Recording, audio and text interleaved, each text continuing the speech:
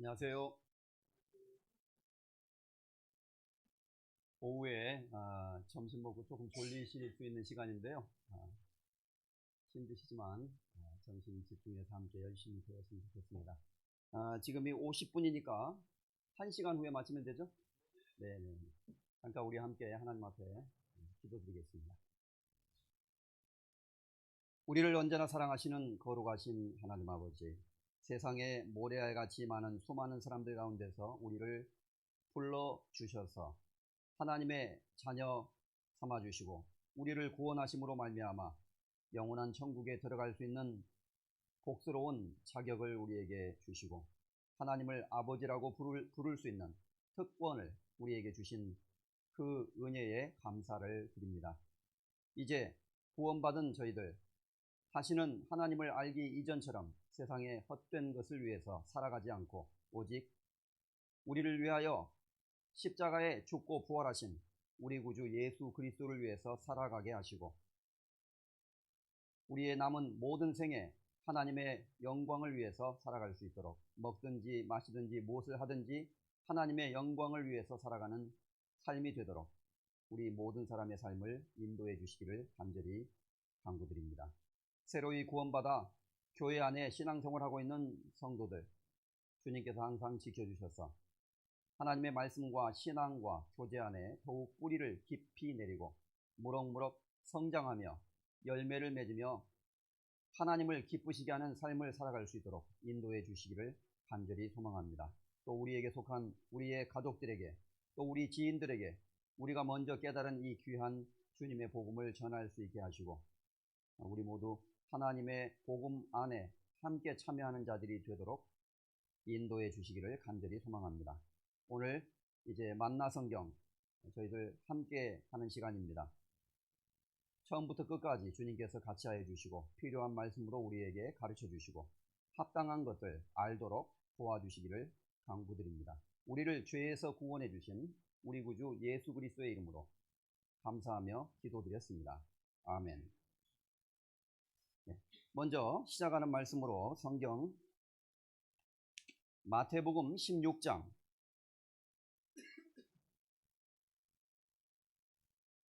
마태복음 16장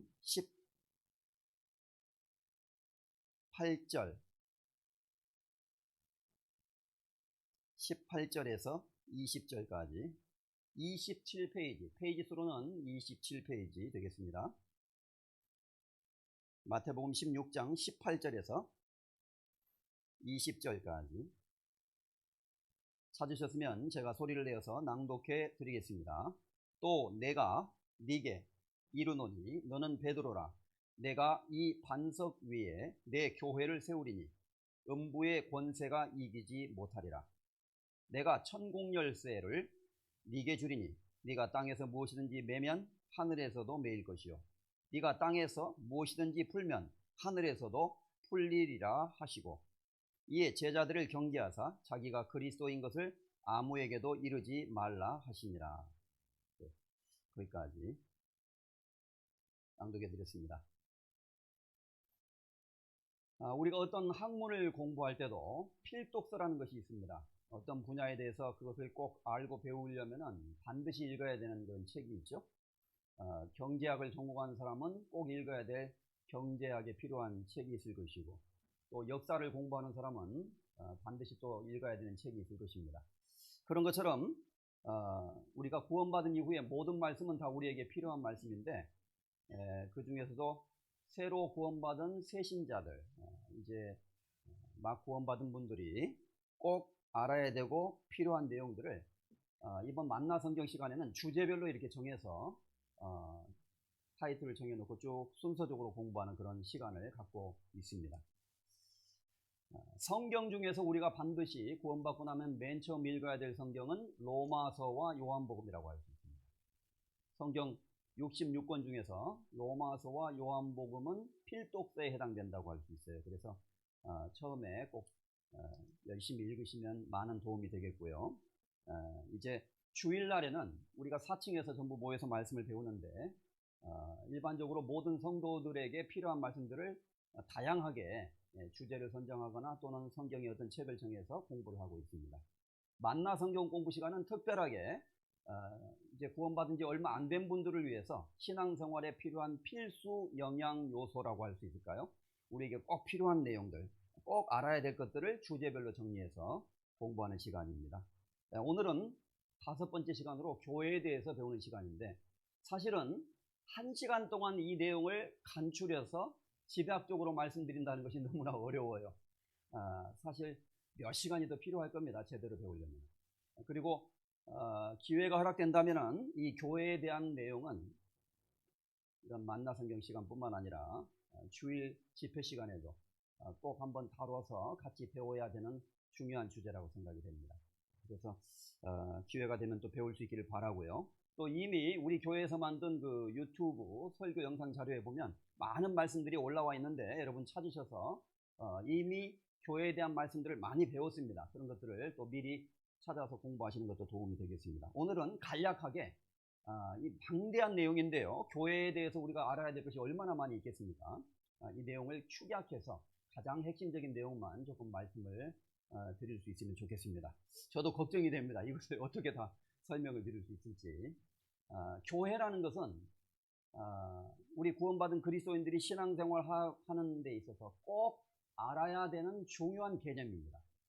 교회라는 것을 잘 알지 못하면 결국 교회 안에 붙어 있질 않게 되고, 심지어 시간이 지나다 보면 교회를 떠나는 사람도 있어요. 구원은 받았지만 교회하고 분리되어서 살아가는 사람도 혹 있을 수 있습니다. 교회와 분리되어서 살아가는 사람은 결코 신앙생활을 할 수가 없어요. 신앙생활을 잘 할 수 없는 것이 아니라 신앙생활을 아예 할 수가 없습니다. 그래서 교회라는 것은 아주 중요한 것이고, 도대체 이 교회가 무엇이길래 이렇게 중요한 것이냐, 그리고 교회를 떠나서는 우리가 신앙생활을 할 수 없는 것인가, 이것을 이제 교회를 우리가 배워가고 알게 되면 될수록 알 수 있게 될 것입니다. 성경에서 교회는 이제 오늘 배우게 되는데, 교회는 이러이러한 것이다, 이렇게 성경 말씀에 교회에 대해서 말씀하신 말씀들이 많아요. 교회는 마치 이와 같다, 이렇게 설명을 하신 말씀들이 이제 쭉 나오는데, 그 중에 대표적인 것이 교회는 하나님의 집이다, 이렇게 말하고 있습니다. 교회를 다른 걸로 비유한다면 집이라고 비유할 수 있다고 성경이 말씀했어요. 우리가 태어나면 집이 다 있잖아요. 집이 얼마나 중요합니까? 집이 없는 사람은 곧 고아입니다. 고아로서 자라는 사람은 집에서 정상적인 가정생활을 통해서 자라는 사람보다, 성장하는 사람보다 올바로 성숙하게 자라기가 상대적으로 힘이 듭니다. 물론 고아로서 훌륭한 사람이 되는 사람도 있어요. 그러나 일반적인 차원에서는 집에서 부모님의 사랑 속에서, 형제자매들의 사랑 속에서 자라고 성장하게 될 때 우리는 인격을 갖춘 훌륭한 사람으로 성장하고 클 수가 있게 되는 거죠. 집이 없는 우리 인생이라는 것은 상상할 수가 없는 것입니다. 이처럼 신앙생활은 교회 생활인데, 교회는 한마디로 말하면 구원받은 그리스도인들의 집이다, 이렇게 성경이 말하고 있는 것입니다. 그러니까 교회에 대해서 아는 것이 중요한 거예요. 그래서 이제 앞으로 시간이 되면 좀 뒤에 그 교회는 이러이러한 것이다 라고 말씀하신 성경의 말씀에 대해서 간략하게 좀 설명을 드리겠는데요, 먼저 제가 서두에 왜 교회가 중요한지를 말씀드리기 위해서 그것을 설명을 드렸습니다. 자, 교회에 대해서 많이 배워야 될 것들이 많이 있습니다.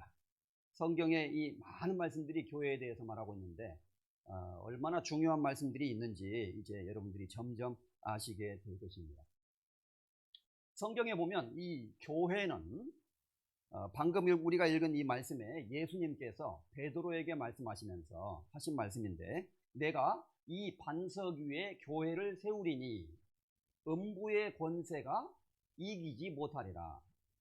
음부는 지옥을 말하는데, 지옥의 권세가 있고 사탄의 권세가 있다 할지라도 예수님께서 반석 위에 세우시는 그 교회는 사탄이 아무리 역사할지라도 결코 넘볼 수가 없을 것이다. 결코 그 교회의 권세를 이기지 못할 것이다 라고 예수님이 말씀을 하셨던 것입니다. 그러니까 이 교회 가운데는 하나님이 함께 하실 것이고 하나님의 돌보심과 보호하심이 있을 것을 말씀하고 있는 거예요. 그래서 사탄이 아무리 하나님의 역사를 대적한다 할지라도 교회를 넘어뜨리지는 못할 것이다. 결국 교회는 하나님이 세우실 것이고 끝까지 지키실 것이라는 것을 말씀하고 있는 것입니다. 그래서 얼마나 교회가 중요한 것이면 예수님이 그런 식으로 표현을 하셨겠어요. 사탄의 역사도 결코 교회를 이기지 못하리라. 다시 말해서 넘어뜨리거나 무너뜨리지는 못할 것이다. 이렇게 말씀을 하셨던 것이죠. 그리고 예수님의 말씀에는 내가 교회를 세우리니 이렇게 말씀했어요. 이렇게 말씀하셨다는 것은 예수님이 이 말씀을 하실 때는 아직 교회가 세워져 있지 않았다는 뜻이에요. 미래형으로 내가 교회를 세우리니 이렇게 말씀하셨으니까 예수님이 그 말씀을 하시는 그 당시에는 교회가 세워지지 않았던 것입니다. 그래서 먼저 이제 여러분이 대략적으로 아셔야 될 내용이 있는데 간단히 먼저 정리를 해보면은 하나님이 다스리는 이 세상에는 온 세상 사람을 두 종류의 사람으로 나눌 수가 있습니다. 첫째, 하나님이 선택하신 유대인, 그리고 유대인이 아닌 이 세상에 이방이라는 사람들이 있죠. 여러분 그건 이제 성경 강연에서 많이 배우셨을 거예요. 그래서 이 세상에는 유대인이 있고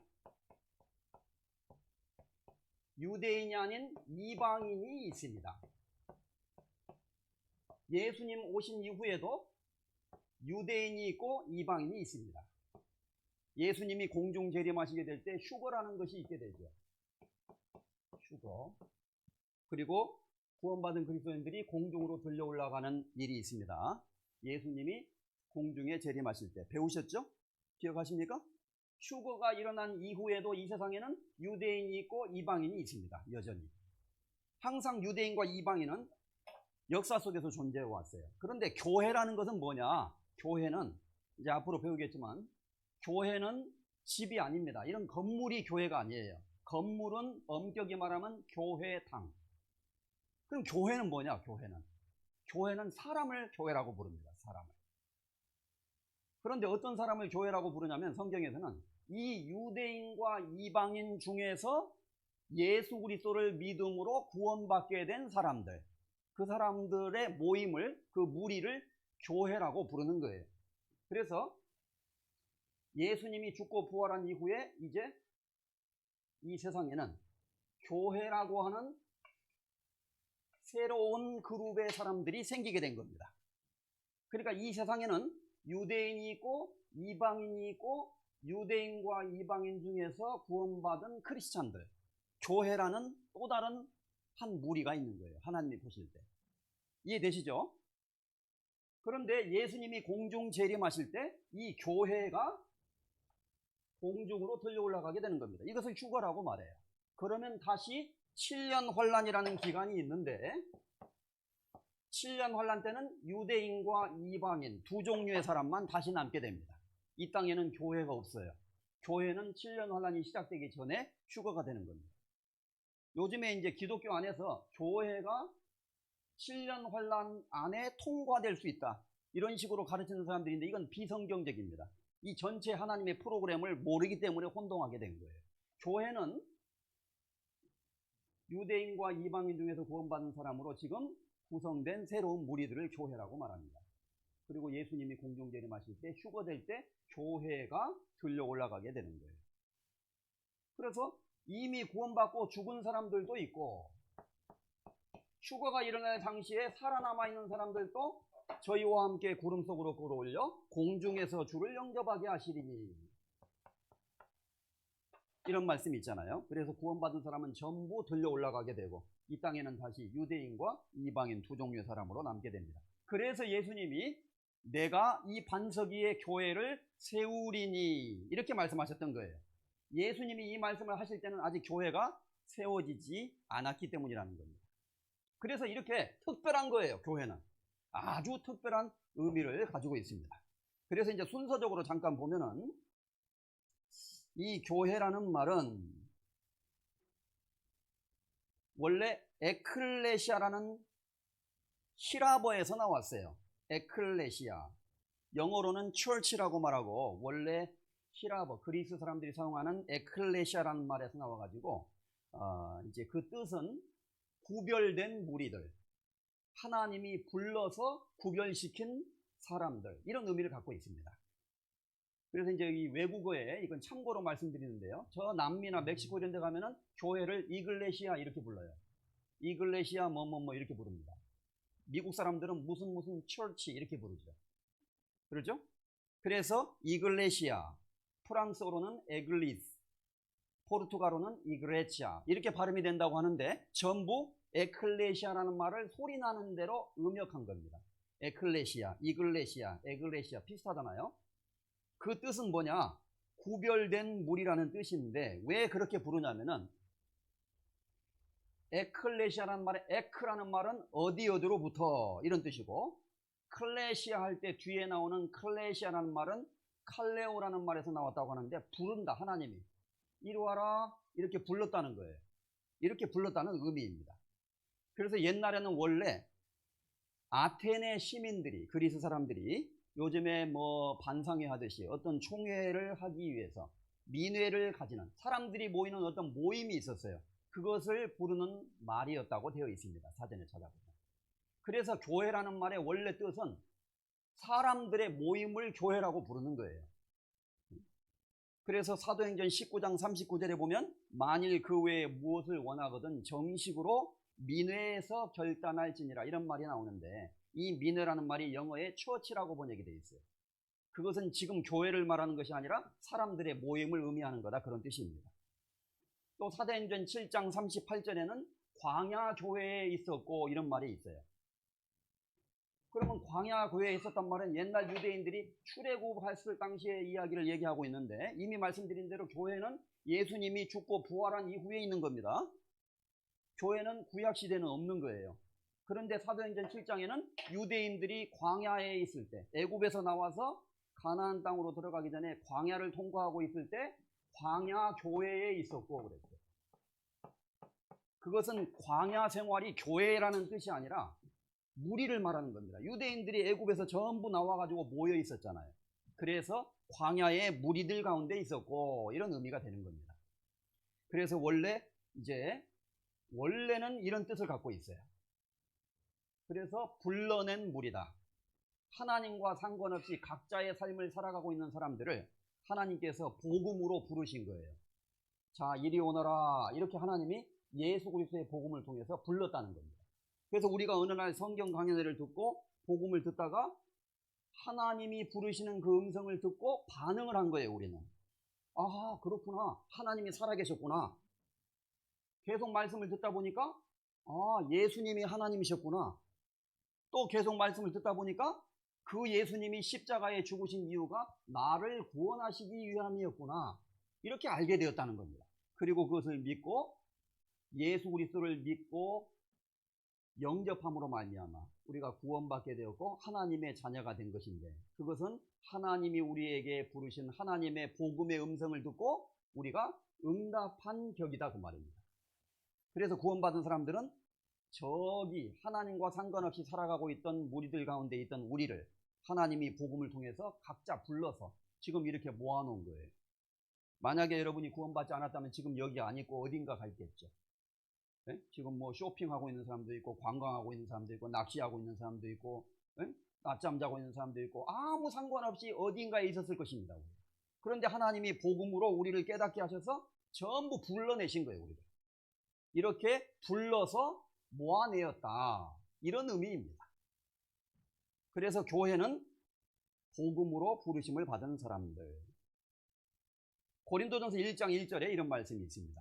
고린도에 있는 하나님의 교회 곧 그리스도 예수 안에서 거룩하여지고 성도라 부르심을 입은 자들과 또 각처에서 여기저기에서 우리의 주 곧 저희와 우리의 주 되신 예수 그리스도의 이름을 부르는 모든 자들에게 하나님 우리 아버지와 주 예수 그리스도로조차 은혜와 평강이 있기를 원하노라. 이렇게 기록되어 있어요. 이 말씀에서 알 수 있는 것이 잘 보십시오. 고린도에 있는 하나님의 교회 곧 그리스도 예수 안에서 거룩하여진 사람들, 또 다른 말로 말하면 성도라고 부르심을 입은 사람들, 또 다른 말로 말하면 여기저기에서 각처에서 예수 그리스도의 이름을 부르고 있는 모든 사람들, 교회, 그들이 바로 교회다, 이런 의미예요. 이해하실 수 있겠죠? 고린도라는 큰 도시가 있었어요. 성경에 보면 그 도시에 복음이 전해져서 우상을 섬기고 하나님을 모르고 살아가던 사람들 중에서 우리처럼 복음을 듣고 믿게 되어서 크리스찬이 된 사람들이 모였습니다. 이렇게 고린도라는 도시에. 그래서 나중에 그 고린도에 모여있는 사람들에게 사도 바울이 편지를 보내면서 이렇게 글을 쓴 겁니다.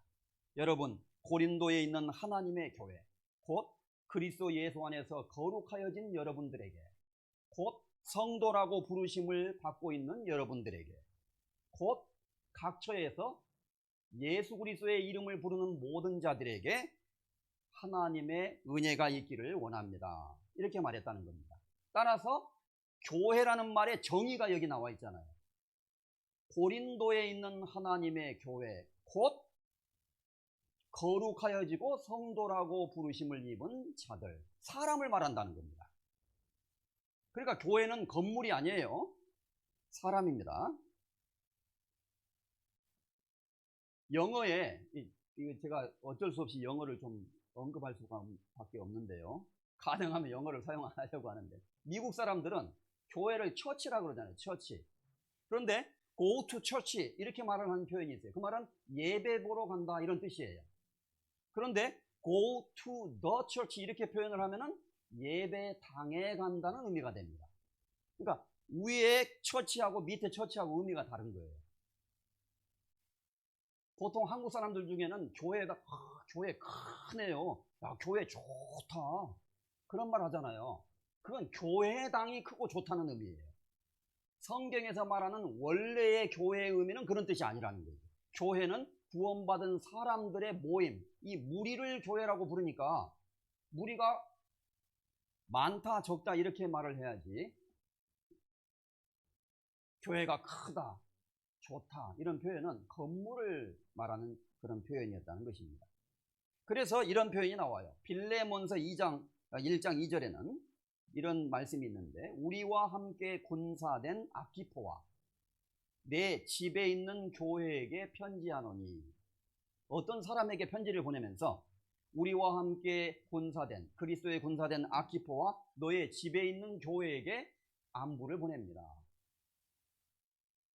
그 다음에 골로새서 4장에는 라오디게아라는 도시가 있었어요. 라오디게아라고 있는 도시에 있는 형제들과, 구원받은 사람들이죠, num바와 어떤 사람의 이름이에요. 그 여자의 집에 있는 교회에 문안하고. 그러니까 어떤 사람이 엄청나게 큰 집을 갖고 있어가지고 교회당 마당에다가 자기 집 마당에 교회가 있었나 보다. 그러니까 그 집에 있는 교회, 엄청나게 큰 집에 마당에 교회당이 있었는가? 이렇게 오해를 하면 안 된다는 거예요. 이건 무슨 뜻이냐면은 그 사람의 집에서 그리스도인들이 모였어요. 이렇게 성경을 공부하기 위해서. 그래서 원래 AD 300년 이전에는 이런 교회당이 없었습니다. 전부 가정에서 모이는 거예요. 가정교회가 있었습니다.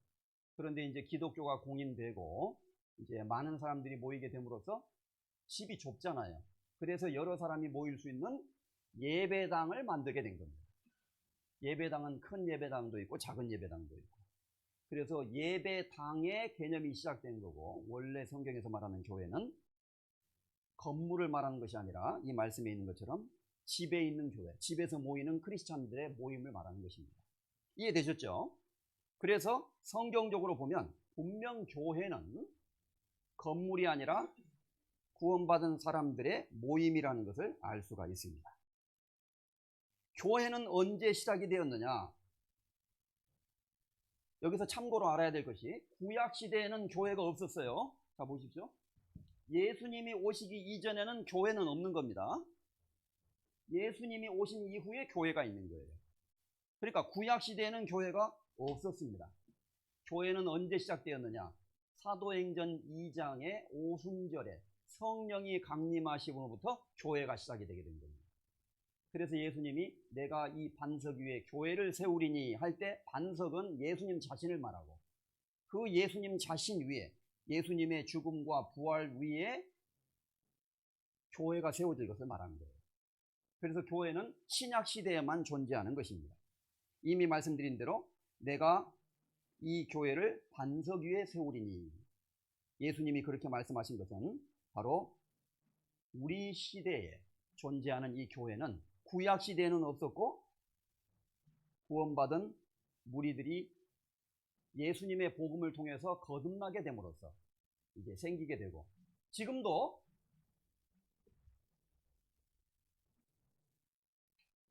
많은 유대인들이 있잖아요. 유대인들 대부분은 예수님을 안 믿습니다.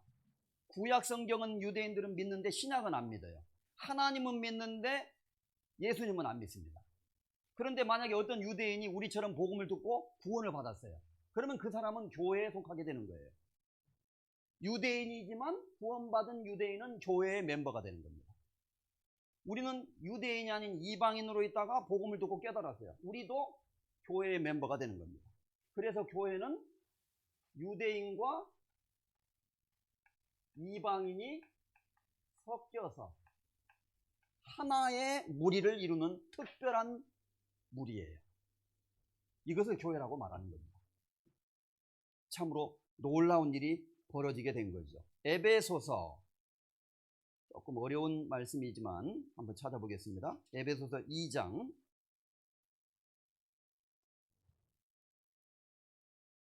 4절에서 7절입니다. 312페이지 신약성경 에베소서 312페이지입니다.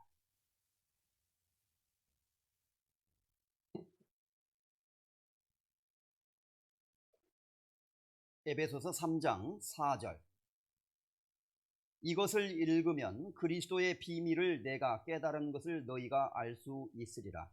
이제 그의 거룩한 사도들과 선지자들에게 성령으로 나타내신 것 같이 다른 세대에서는 사람의 아들들에게 알게 하지 아니하셨으니. 6절은 같이 읽겠습니다.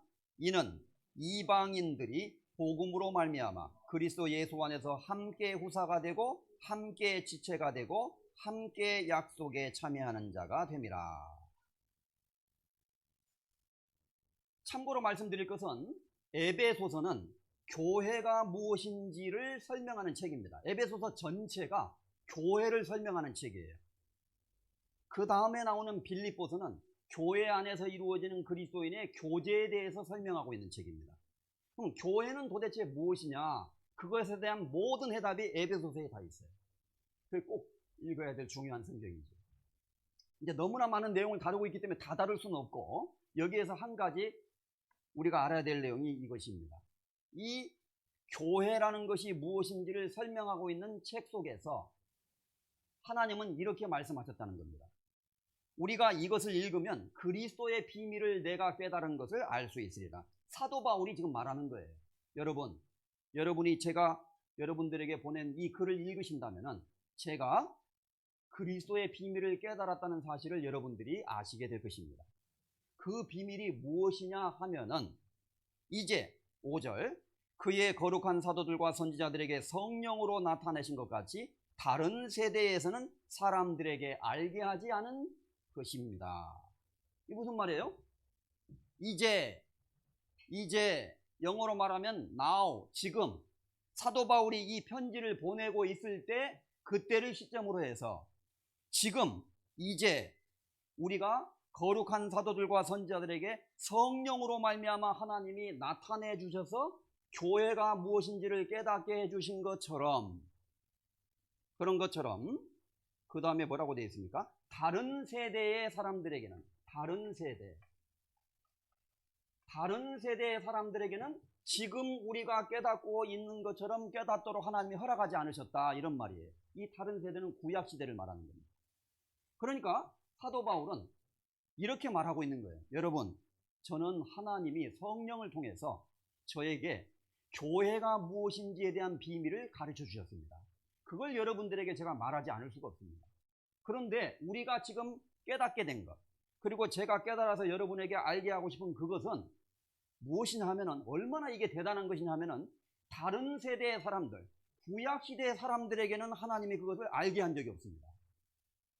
구약이 얼마나 위대한 사람이 많아요. 아브라함도 있죠, 모세도 있죠, 다윗도 있죠, 대단한 신앙을 가진 사람들이 구약시대 사람들이에요. 그런데 모세도 아브라함도 다윗도 그 누구도 다른 시대의 사람들은 우리가 알고 있는 이 교회의 비밀에 대해서 알지 못했다는 것입니다. 그래서 비밀이라고 말하고 있는 거예요. 그럼 그 내용이 뭐냐? 6절에 이는 이방인들이 복음으로 말미암아 그리스도 예수 안에서 함께 우사가 되고 함께 지체가 되고 함께 약속에 참여하는 자가 됩니다. 이 내용이 중요합니다. 구약 시대에는 하나님이 유대인 중심으로 일을 하셨어요.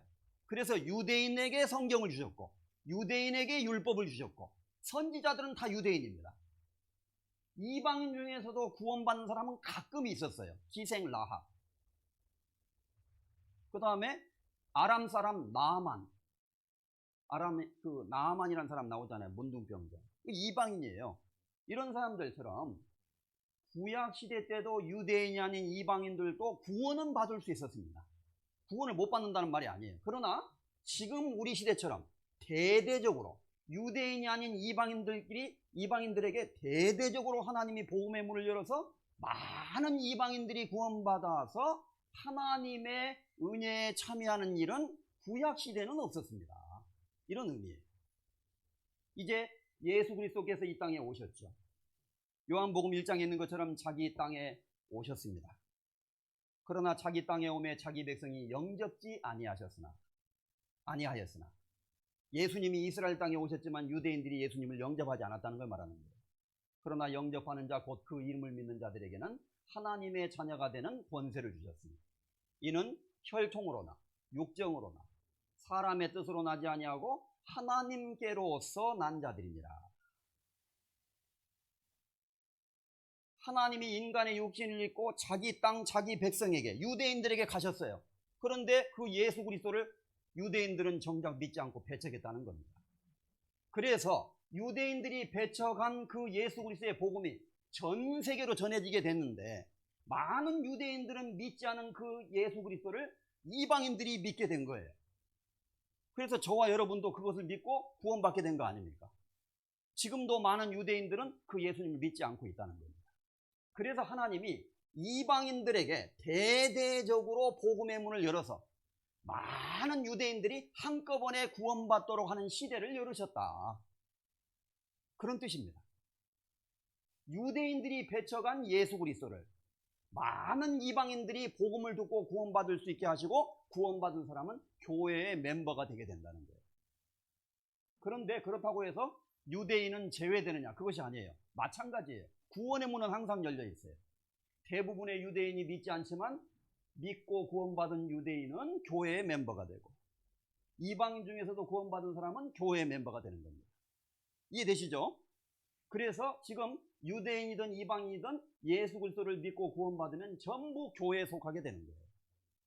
주님이 공중에 재림하시게 될 때 이 교회에 속한 그리스도인들이 공중으로 휴거되게 되는 일이 벌어지게 된 거예요. 그래서 하나님이 이렇게 말씀하셨는데 특히 구약시대에는 하나님이 유대인을 선민으로 선택해서 유대인 중심으로 일을 하셨어요. 그러니까 유대인은 어떤 사상이냐면 이방인은요 무시하는 거예요. 그래서 이방인은 좀 죄송한 얘기지만 개처럼 여기는 사상이 있습니다. 유대인 약간 무시하는.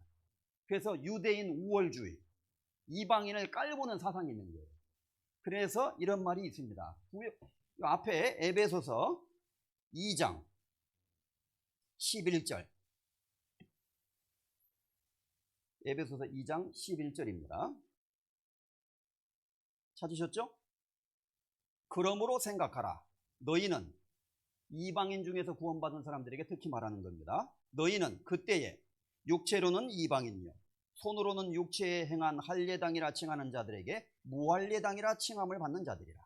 그때에 구원받기 전에 너희는 그리스도 어디에 있었다고요? 밖에 있었고 이스라엘 나라 밖에 사람이라. 약속의 언약들에 대하여 외인이요 세상에서는 소망이 없고 하나님도 없는 자이더니. 13절 이제는 전에 멀리 있던 너희가 그리스도 예수 안에서 그리스도의 피로 가까워졌느니라. 그리고 뒤로 넘어가서 19절입니다. 큰 소리로 같이 읽겠습니다. 그러므로 이제부터 너희가 외인도 아니요 손도 아니요 성도들과 동일한 시민이요 하나님의 권속이라. 이 말을 읽으면은 우리가 이 교회가 얼마나 중요하고 위대한 것이라는 것을 깨달을 수가 있게 되는 거예요. 하나님이 말씀하시죠. 그러므로 너희는 생각해봐라. 너희는 그때에 구원받기 전에 하나님을 모를 때에는 육체로 말하면은 유대인이 아니라 너희는 이방인이었다. 그리고 할례당이라고 스스로 칭하는 유대인들에게 저 할례도 받지 않은 것들 무할례당 이렇게 멸시를 받는 자들이었다는 겁니다. 그 다음에 너희는 이스라엘 나라 밖의 사람이라.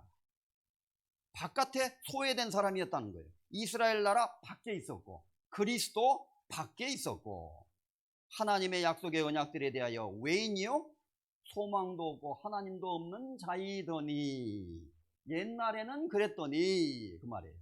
이제 13절 이제는 전에 멀리 있던 너희가 그리스도 예수 그리스도의 피로 가까워졌느니라. 구원받기 전에 우리는 멀리 있었다가 이제는 그리스도의 피로 가까워졌느니라 그랬어요. 첫째 우리는 그리스도에게로 가까이 왔고 그 다음에 서로 원수지간이나 다름이 없었던 유대인과 이방인들이 함께 구원받아서 교회에 오면 같은 형제자매가 되는 거예요. 그러니까 서로 또 가까워졌어요.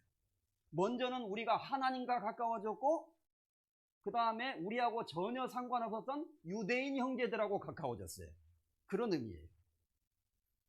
그래서 하나님께서 우리 구원받은 그리스도인들을 이 교회 안에 두심으로 유대인이든 이방인이든 하나님께 같이 나아갈 수 있는 은혜와 특권을 주신 것이다. 그래서 18절 에베소 2장 18절입니다. 이는 저로 말미암아 우리 둘이 한 성령 안에서 아버지께 나아감을 얻게 하려 하심이라. 여기서 우리 둘은 유대인과 이방인을 말합니다. 유대인과 이방인 둘이 한 성령 안에서 한 몸이 되고 한 가족 한 식구가 되어서 하나님께 나아갈 수 있게 하셨다. 이런 의미예요. 이것은 하나님의 사랑을 말합니다. 하나님이 세상을 이처럼 사랑하사 독생자를 주셨으니 이는 저를 믿는 자마다 멸망치 않고 영생을 얻게 하려 하십니다. 하나님이 유대인을 이처럼 사랑하사 독생자를 주셨으니 그랬으면 큰일 날 뻔했잖아요. 보라 유대인의 죄를 지고 가는 하나님의 어린 양이로다. 그랬으면 큰일 날 뻔했어요.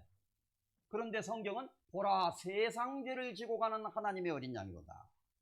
하나님이 세상을 이처럼 사랑하사 온 세상을 사랑했다는 것을 말하고 있는 거예요.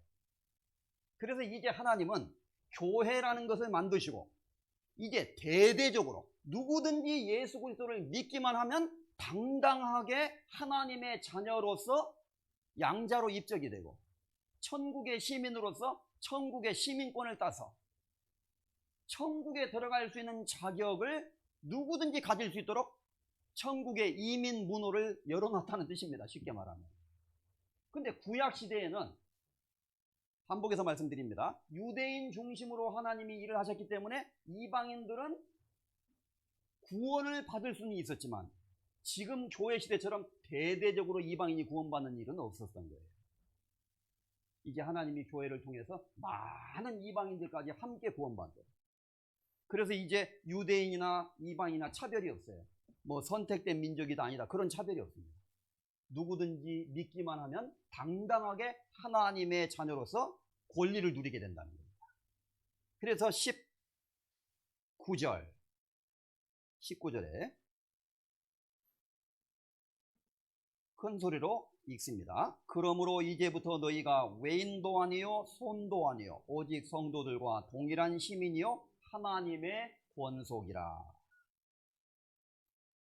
자, 이제 구원받은 그리스도인들은 따라서 성도들과 동일한 시민이요 하나님의 권속이라. 이게 어디다가 적을까요?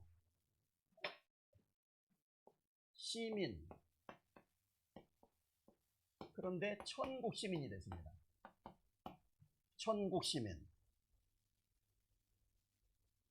그 다음에 하나님의 권속. 좀 어려운 말입니다. 외인도 아니요 손도 아니요 하나님의 시민이요 하나님의 권속이다. 이게 무슨 말이냐? 이 성경이 기록될 당시는 로마가 통치하고 있던 시대예요. 당시에 로마는 세계 초강대국이었습니다. 그래서 로마의 시민권자들은 자부심이 대단했어요. 요즘에 뭐 미국 사람이나 프랑스 사람이나 영국 사람은 좀 자부심이 있죠. 그런 것처럼 시민권에 대한 자부심이 있었습니다. 당시에 로마의 시민이 된 사람은 특권이 여러 가지가 있었어요. 요즘으로 말하면은 구금, 체포 영장이 없으면 그 사람을 경찰이 끌어가지 못해요. 로마의 시민권을 가진 사람은. 시민권자가 아닌 사람은 그냥 막 끌고 가버려요. 근데 로마 시민은 내가 로마 시민이잖아요? 그러면 나를 함부로 못 끌고 가는 거예요. 체포 영장이 공식적으로 있어야 됩니다. 그러니까 대우가 달랐다는 거예요.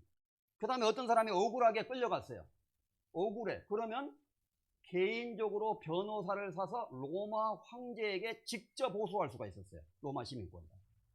대단한 겁니다. 그래서 로마의 시민권자는 굉장한 특권이 있었는데 당시 로마 제국 안에는 시민권자로서 로마에 사는 사람도 있고 어떤 사람은 불법 체류자로 시민이 아니에요. 그래서 임시 거주하고 있는 사람도 있고 여러 가지 등급이 있었습니다.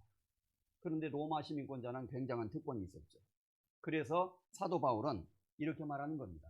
여러분이 구원받고 하나님의 자녀가 되었고 교회의 일원이 되었다는 것은 이제는 외인도 아니고 손도 아닙니다. 다시 말해서 불법 체류자가 아닙니다, 여러분. 여기 지금 한국에 중국이나 뭐 동남아에서 온 분들 중에 아직 체류권이 없어가지고 늘 이렇게 걱정하는 사람도 있잖아요. 그런데 한국의 체류권을 딱 받으면은 아무 걱정 없이 살 수가 있는 겁니다. 그리고 의료보험도 되고 모든 특권을 들 수가 있는 거죠. 같은 거예요. 그래서 여러분, 우리가 구원을 받았다는 것은 외인도 아니고 손도 아니고 성도들과 동일한 시민입니다. 그리고 하나님의 권속입니다. 권속은 가족이라는 의미를 갖고 있는 거예요. 그래서 구원받고 교회의 일원이 된 사람은 또 다른 말로 말하면 천국의 시민권자가 된 것이고 또 다른 말로 말하면 하나님의 가족의 일원이 된 것입니다. 그러니 하나님은 하나님의 모든 부요를 하나님이 가지고 있는 모든 영광을 여러분들에게 물려주게 될 것입니다. 그런 의미예요. 바로 천국이 구원받은 사람의 것이 된다는 것을 말하는 겁니다. 대단한 거예요. 그러니까 그것도 당당하게 하나님 앞에 나아갈 수 있는 자격을 얻게 되었다는 것이죠. 이런 의미를 먼저 가지고 있다는 것을 좀 이해를 하실 필요가 있겠습니다. 자, 개념적으로 교회는 그런 의미를 갖고 있는 거예요. 그래서 교회는 하나님이 불러낸 사람들. 고린도전서 1장에 너희를 불러 그의 아들 예수 그리스도로 더불어 교제케 하시는 하나님은 미쁘시도다. 로마서 1장 5절 6절에 너희도 예수 그리스도의 것으로 부르심을 입은 자니라. 이런 표현이 많이 나와요. 고린도전서 1장 22절 이하에도 부르심을 입은 자들에게는 유대인이나 이방인인 헬라인이나 그리스도는 하나님의 능력이요 하나님의 지혜니라. 부르심을 입은 자들에게는 하나님이 불러서 교회 안에 있게 한 자들에게는 그런 의미죠. 전부 다 같은 의미를 갖고 있는 거예요. 그래서 교회는 하나님이 부르신 사람들. 다시 기억합니다. 교회는 에클레시아. 뭐 이걸 꼭 기억하실 필요는 없어요. 그러나 중요한 개념은 불러낸 사람들이라는 뜻이에요. 불러낸 무리들. 하나님이 죄 가운데 있는 우리를 불러내어서 교회 안에 있게 하셨다. 그래서 성경에 불러냈다 이런 표현은 전부 구원받게 해서 하나님의 교회의 일원으로 삼아주셨다. 이런 의미를 갖고 있는 겁니다. 참으로 놀라운 의미가 되는 거죠. 그 다음에 교회는 두 종류의 교회가 있습니다. 우주적인 교회와 지역교회가 있어요. 여기는 의정부교회. 저쪽으로 가면 포천교회가 있습니다. 저기 가면 노원교회가 있어요. 그런데 성경에서는 하나의 교회가 있어요. 이거 왜 그러냐면 자 보세요. 예수 그리스도의 죽음과 부활 이후에 역사 속에서 2000년이라는 교회 역사 속에서 구원받은 사람은 전부 교회의 일원이 되게 되니까 그런 교회는 포괄적인 의미에서 전 세계적인 하나의 교회를 말한다는 거예요. 이것을 우주적인 교회라고 불러요. 우주적인 교회. 그러니까 세계에는 사실 하나의 교회가 있는 겁니다. 그런데 우리가 육체를 가지고 있기 때문에 전 세계 사람들이 다 함께 못 모이잖아요. 그건 휴거될 때 이제 천국에 함께 모이는 거예요. 그때 이제 전 세계가 다 모이는 수양회가 되는 겁니다. 근데 지금은 육신적으로 떨어져 있을 수밖에 없어요. 그래서 고린도 교회가 있고, 성경에도 데살로니가 교회가 있고, 빌립보 교회가 있고, 골로새 교회가 있고, 이건 지역 교회라 그래요. 그래서 두 종류의 개념을 기억하시면 되겠습니다. 뭐 침례교, 장로교 이런 것은 교파인데, 그것은 이제 나중에 사람들이 어떤 교리적인 이유 때문에 이제 만들게 된 것이고, 원래 성경에는 교파라는 건 없어요. 전부 하나의 교회가 있을 뿐입니다. 우리 구원받은 사람은 전부 하나님의 교회의 일원이 되게 되는 거죠. 그럼 교회의 존재 목적은 무엇이냐? 왜 하나님이 그럼 이런 교회를 만들었느냐? 이미 말씀드린 대로 첫째, 유대인과 이방인 차별 없이 누구든지 하나님의 축복에 참여할 수 있는 길을 열어두신 거예요. 하나님의 사랑을 말합니다. 그리고 성경에는 여러 가지로 이 교회에 대해서 설명을 하고 있어요. 왜 하나님이 교회를 만드셨느냐? 에베소서 2장 10절에 이런 말씀이 있는데 큰 소리로 같이 읽어보겠습니다. 우리는 그의 만드신 바라 그리스도 예수 안에서 선한 일을 위하여 지으심을 받은 자니. 선한 일을 위하여. 교회를 하나님이 왜 만드셨느냐? 이건 너무 중요해요, 사실. 자세하게 성경이 기록되어 있습니다. 시간이 부족하기 때문에 이건 다 말씀드릴 수가 없어요. 그런데 한마디로 말하면은 교회를 왜 만들었느냐?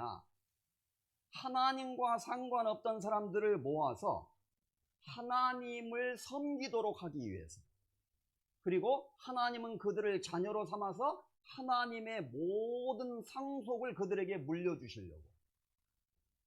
사실은 성경에 그렇게 되어 있어요. 이걸 여러분이 알면요 진짜 깜짝 놀랄 일입니다. 나는 하나님도 안 믿던 사람인데, 하나님과 상관없이 살아가던 사람인데, 어느 날 하나님이 나를 자녀로 삼아주시더니 모든 걸 나에게 물려주시겠대. 마치 옛날에 왕자와 거지 이야기 알잖아요. 그런 이야기처럼 어떤 사람이 거지로 살고 있는데 너 내 아들 될래? 임금님이 얘기를 하셨다는 거예요. 그 아이는 그 사람이 임금인지도 모르고 그러죠 뭐 저는 어차피 고아인데요 뭐 하고 따라갔어요. 알고 보니까 임금님이에요. 그래서 이제 그 고아를 궁궐에서 이제 교육시키고 이렇게 훈련을 시켜가지고 왕자를 삼은 거예요. 그 보위를 물려주고 한 나라의 정권을 물려주고 임금님의 모든 재산을 그 거지였던 아이에게 아들로 삼아서 왕자로 삼아서 물려줬다고 가정을 해봅시다. 와, 뭐 이건 동화 속에 나오는 이야기다. 왕자와 거지. 그런데 실제로 그런 일이 있는 거예요. 지옥에 갈 수밖에 없었던 죄인에게 하나님의 용서를 통해서 그 사람을 의인으로 만들어 주시고, 의인으로 만들어 주실 뿐만 아니라 하나님의 자녀로 삼으시고, 자녀로 삼으실 뿐만 아니라 하나님의 상속자로 삼으시고, 천국의 시민권자로서 하나님의 모든 것을 물려받도록 우리에게 그 영광을 주신 거예요, 하나님. 그리고 우리는 그 하나님의 은혜를 늘 찬송하고 감사하고, 그래서 하나님의 은혜를 받은 사람들은 하나님을 사랑하고, 하나님은 그 사람들을 통해서 또 기쁨을 얻으시고, 하나님은 사람을 사랑하고 사람은 하나님을 사랑하고, 이것이 원래 하나님의 놀라운 섭리의 목적이었어요.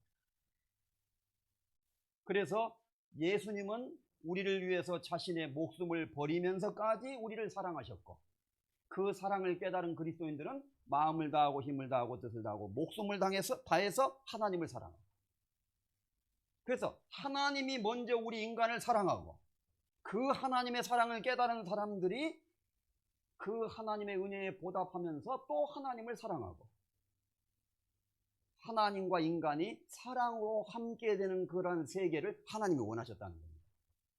거기에 사탄과 마귀와 귀신들은 쫓겨나고 배제되는 거예요, 완전히. 그래서 우리가 영원한 천국으로 가게 되면요, 이제 휴거된 이후에 나중에 영원한 천국이 있잖아요. 천국에는 사탄이 없는 거예요. 악의 세력은 완전히 괴멸되는 거예요. 천국에 가면은 하나님과 구원받은 사람들만 있는 거예요. 하나님 우리를 영원히 사랑하시고 구원받은 우리는 하나님을 또 영원히 사랑하고 영원히 하나님과 함께 사는 나라 천국에. 그러니까 거기에는 질병도 없고 고통도 없고 괴로움도 없고 악이 전혀 존재하지 않는 완전한 세계, 그러한 세계를 하나님이 만들려고 하셨다는 것입니다.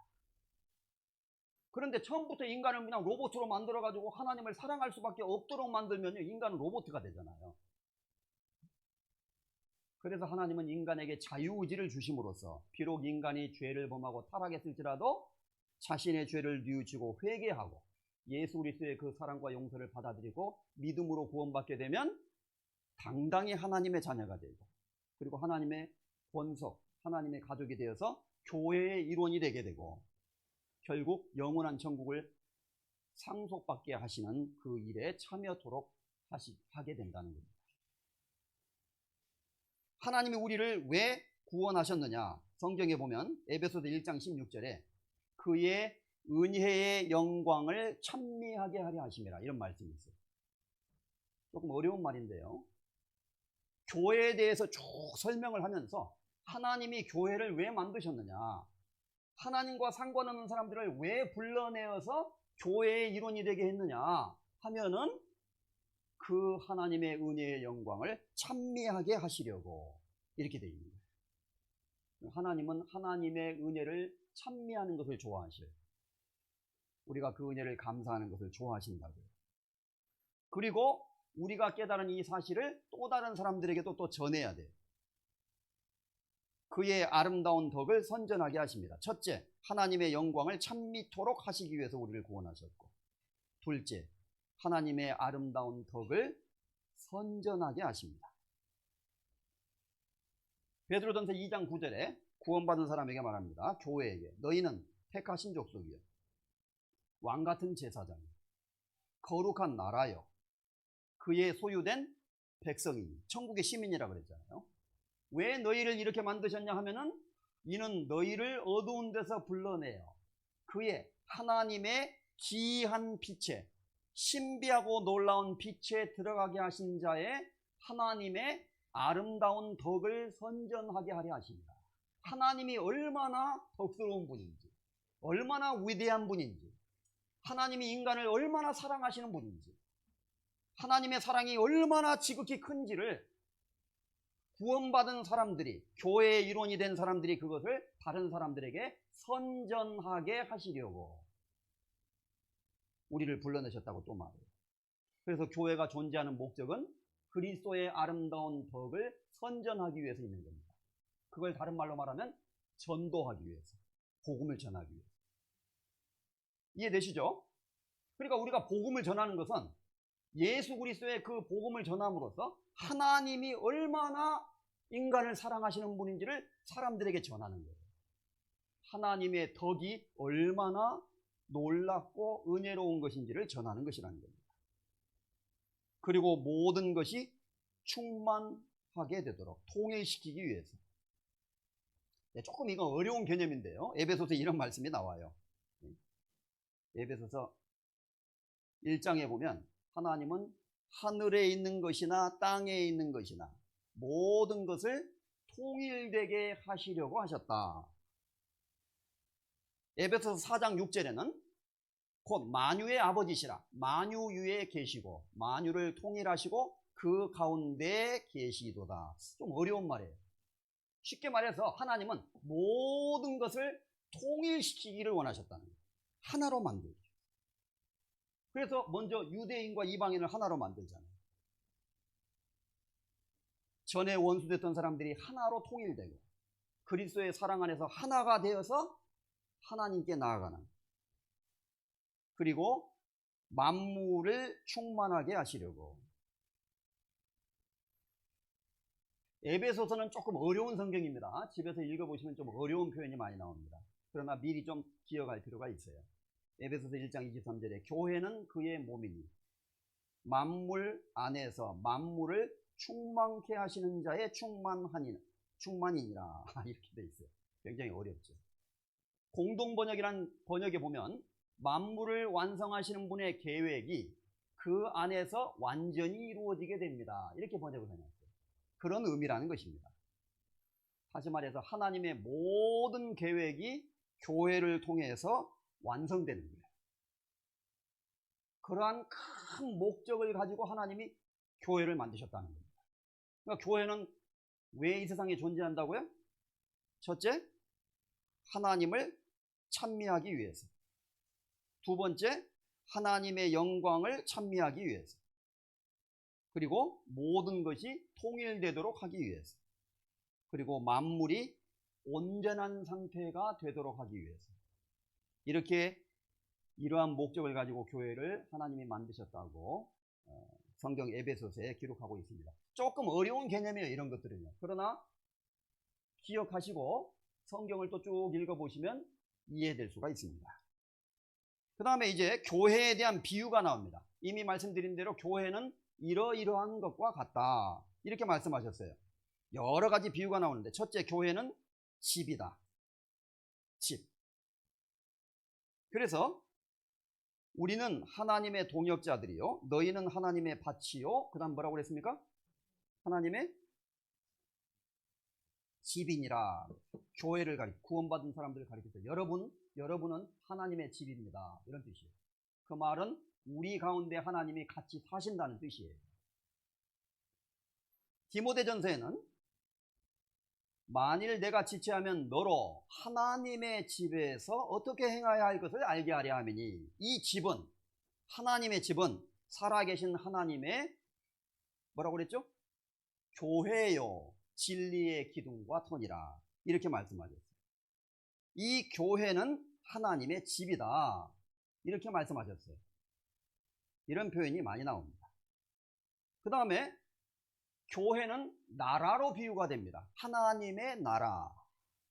그래서 이미 읽은 성경에 베드로전서 2장에 너희는 구원받은 교회, 우리 구원받은 사람들은 너희는 택하신 족속, 민족이요, 왕같은 제사장들이요, 거룩한 뭐라고 그랬죠? 나라요 그랬잖아요. 너희는 거룩한 나라요. 그러니까 하나님이 다스리는 나라와 같다, 교회는. 그 나라에는 왕이 통치하잖아요. 왕이 누구예요? 목사님? 장로님? 그렇지 않습니다. 하나님이 교회의 왕이 되시고 임금이 되시는 거예요. 그리고 하나님의 그 말씀을 순종하면서 우리는 이 세상에 살아가게 되는 겁니다. 그런 의미에서 우리는 성도들과 동일한 시민이요, 하나님이 다스리는 그 나라에 우리가 백성으로 살아가게 되었으니까, 다른 말로 말하면 시민이라고 할 수 있고, 또 하나님 아버지와 하나님의 자녀들이라고 할 수 있으니까 그런 의미에서는 하나님의 가족이다, 권속이다, 이렇게 말합니다.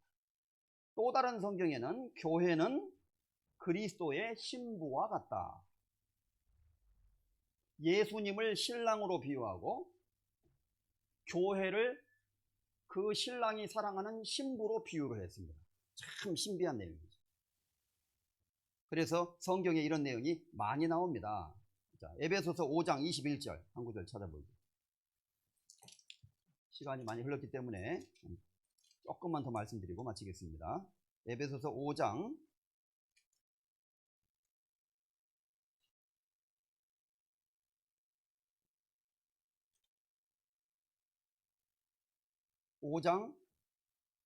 30절입니다. 30절에서 32절. 에베소서 5장 30절에서 32절입니다. 우리는 그 몸의 지체임이니라. 이러므로 사람이 부모를 떠나 그 아내와 합하여 그 둘이 한 육체가 될지니. 32절 같이 읽겠습니다. 이 비밀이 크도다. 내가 그리스도와 교회에 대하여 말하노라. 내가 그리스도와 교회에 대하여 말하노라 그랬어요. 그래서 결론적으로 말하면 신랑 되신 예수님과 신부된 교회, 이런 표현이 나와요, 성경에. 그래서 예수님을 신랑으로 비유했고 교회, 구원받은 그리스도인들의 이 교회는 신부로 표현을 했습니다. 하나님이 세상을 만들 때 남자와 여자를 만들었잖아요. 왜? 남성, 중성, 여성, 제4의 성, 제5의 성, 제6의 성은 왜 없을까요? 왜 남자와 여자만 있어요? 하나님이 그렇게 하신 데는 의도가 있었다는 겁니다. 성경에서 말하는 것은 남자는 하나님을 설명하는 존재예요. 여자는 하나님의 사랑을 형상대로 지음받은 인간을 상징하는 존재입니다. 더 나아가서 남자는 하나님을 설명하는 존재이고 여자는 그 사람들 중에서도 구원을 받아서 교회의 일원이 된 사람들을 상징하는 거예요. 그래서 내가 그리스도와 교회에 대하여 말하노라. 남자와 여자가 이 세상에 존재하는 것은 하나님과 교회의 관계를 설명한다는 겁니다. 궁극적으로. 그래서 성경에 이사야서 62장 5절에 보면 마치 청년이 처녀와 결혼하는 것처럼 네 아들들이 너를 취하겠고 신랑이 신부를 취하는 것 같이 신랑이 신부를 기뻐하는 것 같이 하나님이 너를 기뻐하실 것이다. 이런 말씀이 있어요. 그러니까 하나님이 인간을 사랑하는 것을 신랑이 신부를 사랑하고 기뻐하는 것에 비유해서 말씀했다는 겁니다. 다시 말해서 남자와 여자의 사랑의 관계는 하나님과 인간의 관계를 설명하는 것이고 궁극적으로 나가면 그리스도와 교회의 관계를 설명하는 거예요. 그래서 이사야서 54장에는 너희를 지으신 자는 내 남편이시라 이런 말씀이 있어요. 그리고 호세아서 2장에는 하나님이 이스라엘 백성에게 말하기를 내가 너희에게 장가들어서 영원히 살고 싶다 이런 표현도 하셨어요. 참 놀라운 표현이죠. 이스라엘 백성들이여 하나님이 너희에게 장가들어서 영원히 살기를 원한다 이렇게 표현을 하셨거든요. 바로 하나님과 인간의 그 관계를 남자와 여자의 관계가 설명하고 있다는 것입니다. 그런 의미에서 교회는 신랑 대신 예수 그리스도의 신부와 같다. 그러니까 교회는 하나님이 얼마나 사랑하신다는 말이에요. 남편이 아내를 사랑하듯이 하나님은 우리를 사랑하신다는 것을 말하는 겁니다. 그 다음에 또 다른 성경에는 교회를 몸으로 비유했어요. 사람의 몸이 있잖아요, 인체를. 그런 예수 그리스도를 머리라고 했고 구원받은 그리스도인들 교회를 몸이라고 비유했습니다. 그래서 에베소서 5장 10절에 우리는 그 몸의 지체임이니라. 에베소서 5장 29절 30절에도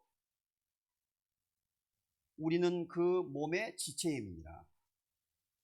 골로새서 1장 18절에는 그 몸의 머리는 예수님이다 이렇게 되어 있습니다. 그는 예수님은 몸인 교회의 머리라 이렇게 되어 있습니다. 그리고 골로새서 2장 19절 컨소리로 같이 한번 읽어보겠습니다. 밑에 있는 성경. 머리를 붙들지 아니하는지라 온몸이 머리로 말미암아 마디와 힘줄로 공급함을 얻고 연합하여 하나님이 자라게 하심으로 자라느니라. 그래서 여기 머리가 있고 온몸이 연결되어서 하나의 몸을 구성하고 있잖아요. 여기서 중요한 말이 연합하여라는 말이 중요해요. 온몸은 다 연결이 되어 있어요. 떨어져 있는 것은 없습니다. 이 간단한 말씀에서 우리는 교회의 중요성을 알게 됩니다. 만약에 여기 제 손이 있잖아요. 손을 딱 잘라가지고 여기다 올려놓으면 어떻게 되겠어요? 첫째 징그럽죠. 그 다음에 조금 있으면 썩어버립니다. 죽습니다. 몸은 하나로 연결되어 있어요. 그래서 연결되어 있을 때 공급이 돼서 자라게 된다는 거예요. 생명력이 있게 됩니다. 그리고 어떤 사람이 구원을 받았어도 교회 안에 출석하면서 형제자매들과 함께 교제할 때 마치 그것은 우리 몸이 하나로 연결되어 있는 것과 같다. 그래서 내가 교회 안 나와요. 한 달 안 나오고 2달 안 나오고 1년 안 나오고 완전히 교회 생활을 안 해요.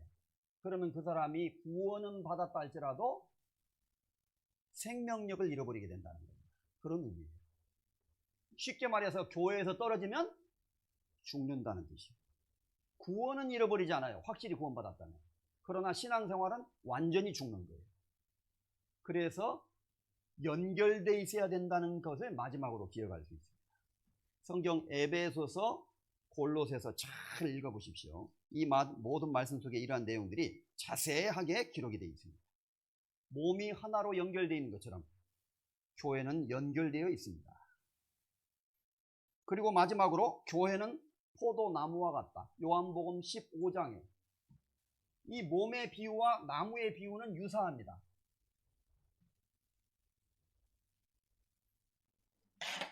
몸에서 일부분을 떼내면 금방 죽듯이 여기 포도나무가 있습니다. 가지가 있습니다. 전부 연결되어 있어요. 그런데 이걸 잘라내서 떨어뜨리면 곧 말라 비틀어집니다. 연결되어 있으면 수분과 양분을 공급받아서 자라게 되죠. 몸의 신체 일부분을 떼내면 떨어진 부분은 곧 죽습니다. 똑같은 원리예요. 그러니까 한 가지 기억해야 되는 건 뭐예요? 무조건 붙어 있어야 돼요. 붙어 있는 것이 제일 중요합니다. 그러니까 성경을 많이 몰라도 교회 생활 잘하고 붙어 있는 사람은 신앙생활 잘할 수 있어요. 요한복음 15장 집에 가서도 잘 읽어보시기 바랍니다. 자세한 내용이 예수님이 하신 말씀 속에 나옵니다. 그 다음에 교회는 또 다른 말로 그리스도의 군대와 같다라는 말씀이 에베소서 6장에 또 있습니다. 그것은 사탄과의 영적인 전쟁이 있다는 것을 말하는 거예요. 우리는 그 사탄의 역사 가운데 함께 참여해서 사탄의 역사를 대항하는 일에 동참해야 된다는 겁니다. 자, 교회에 대한 비유 간단히 정리합니다. 시간이 부족하기 때문에. 교회는 무엇과 같다고요? 집과 같다. 교회는 그 다음에 하나님의 나라와 같다. 교회는 예수 그리스도라는 신랑의 신부와 같다. 그리고 교회는 머리 대신 예수 그리스도의 몸과 같다. 연결되어 있어야 된다. 그리고 교회는 포도나무와 같다. 가지가 나무에 연결되어 있는 것처럼 우리는 연결되어 있어야 된다.